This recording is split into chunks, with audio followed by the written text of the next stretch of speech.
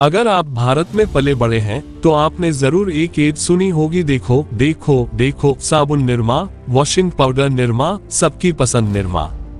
एक जमाने में ये जिंगल हर गली हर मोहल्ले में सुनाई देता था। लेकिन फिर ऐसा क्या हुआ कि जो ब्रांड भारत के डिटर्जेंट मार्केट का राजा हुआ करता था वह धीरे धीरे गुमनामी में चला गया। क्या ये सच में खत्म हो गया या फिर यह सिर्फ एक नई दिशा में बढ़ गया?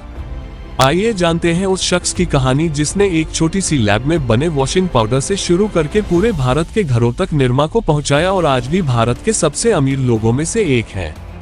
कहानी शुरू होती है साल 1945 से, जब गुजरात के मेहसाना जिले के एक छोटे से गांव पाटन में करशन भाई पटेल का जन्म हुआ। उनके पिता खोलीदास पटेल एक साधारण किसान थे। परिवार की आर्थिक स्थिति ठीक नहीं थी, लेकिन खोलीदास ने यह तय कर लिया था कि उनका बेटा अच्छी पढ़ाई करेगा और एक दिन बड़ा आदमी बनेगा। करशन भाई पढ़ने में होशियार थे, इसलिए उन्होंने केमिस्ट्री में स्नातक किया और फिर एक सरकारी नौकरी करने लगे। ये नौकरी उन्हें गुजरात सरकार के खनन और भूविज्ञान विभाग में केमिस्ट के रूप में मिली थी। लेकिन उनके दिल में तो कुछ और ही चल रहा था। उन्हें बचपन से ही व्यापार में दिलचस्पी थी। वह किसी और के लिए काम करने के बजाय कुछ अपना बनाना चाहते थे। 1969 का समय था। भारत गरीबी और आर्थिक संकट से जूझ रहा था। ज्यादातर भारतीय परिवार वॉशिंग पाउडर खरीदने में असमर्थ थे, क्योंकि उस समय बाजार में सिर्फ हिंदुस्तान यूनिलीवर का सर्फ उपलब्ध था, जो आम आदमी की पहुंच से बाहर था। ज्यादातर लोग कपड़े धोने के लिए राख, रीठा या साधारण साबुन का इस्तेमाल करते थे। करशन भाई ने इस समस्या को समझा और सोचा कि क्या ऐसा वॉशिंग पाउडर बनाया जा सकता है जो सस्ता हो लेकिन उतना ही असरदार भी। हर दिन दफ्तर में सरकारी नौकरी करने के बाद रात में करशन भाई अपने घर के छोटे से कमरे में प्रयोग किया करते थे।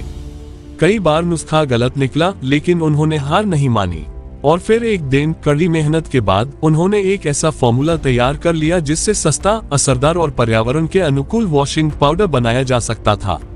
उन्होंने इस वॉशिंग पाउडर का नाम निरमा रखा। अब सवाल था, इसे बेचा कैसे जाए? करशन भाई के पास कोई बड़ी फैक्ट्री नहीं थी, कोई वितरक नहीं था और न ही कोई विज्ञापन बजट। लेकिन उनके पास सपना था और उस सपने को पूरा करने का जुनून था। हर सुबह दफ्तर जाने से पहले करशन भाई अपनी साइकिल पर निरमा के पैकेट लादकर घर घर जाकर बेचते थे। 50 पैसे प्रति किलो की किफायती कीमत पर जब लोगों ने इस पाउडर को आजमाया तो वे हैरान रह गए। ये वॉशिंग पाउडर महंगे ब्रांड्स जितना ही असरदार था, लेकिन इसकी कीमत बहुत कम थी।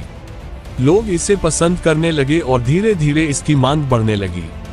लेकिन इसी बीच करशन भाई की जिंदगी में एक ऐसा दर्दनाक हादसा हुआ जिसने उनके मिशन को और भी मजबूत बना दिया।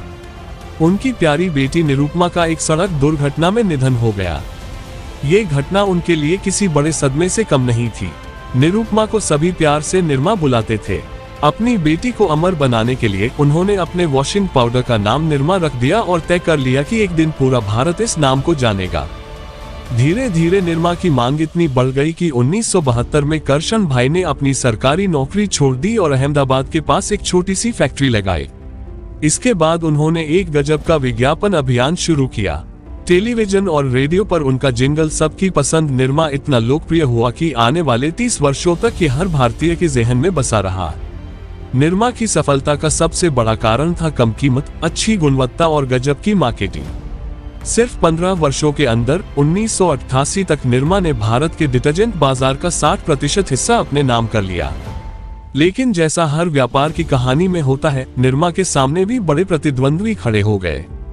जब हिंदुस्तान यूनिलीवर ने देखा कि सर्फ को कड़ी टक्कर मिल रही है, तो उन्होंने व्हील डिटर्जेंट लॉन्च किया। कम कीमत, आक्रामक मार्केटिंग और बड़े वितरण नेटवर्क के दम पर व्हील ने निरमा को बाजार में पीछे धकेलना शुरू कर दिया। इसके अलावा लोग धीरे धीरे प्रीमियम ब्रांड्स की ओर बढ़ने लगे और निरमा सस्ता उत्पाद बनकर रह गया। बाजार की जरूरतें बदल चुकी थीं, लेकिन निरमा समय के साथ बदल नहीं सका। अगर आप सोचते हैं कि निरमा खत्म हो गया, तो आप गलत हैं। आज निरमा समूह सिर्फ डिटर्जेंट तक सीमित नहीं है। उन्होंने सीमेंट, रसायन और शिक्षा जैसे क्षेत्रों में भी अपनी पहचान बना ली है। 1995 में उन्होंने निरमा इंस्टीट्यूट ऑफ टेक्नोलॉजी की स्थापना की। 2007 में अमेरिका की सोडा ऐश कंपनी खरीदी। 2016 में लाफार्ज इंडिया सीमेंट कंपनी खरीदी। 2020 में इमामी सीमेंट को अधिग्रहण किया। आज करशन भाई पटेल भारत के 60 सबसे अमीर लोगों में गिने जाते हैं और उनकी कुल संपत्ति $3 अरब से भी अधिक है। ये सवाल सबसे बड़ा है कि क्या निरमा दोबारा बाजार में वापस आ सकता है। अगर निरमा अपनी प्रीमियम छवि बनाने पर काम करे, नए नवाचार उत्पाद लॉन्च करे और डिजिटल मार्केटिंग में निवेश करे तो ये फिर से बाजार में वापसी कर सकता है। क्या आपको लगता है कि निरमा को फिर से पुराने दिनों की तरह उपभोक्ता वस्तु बाजार में आना चाहिए? हमें कमेंट में जरूर बताएं। जय हिंद।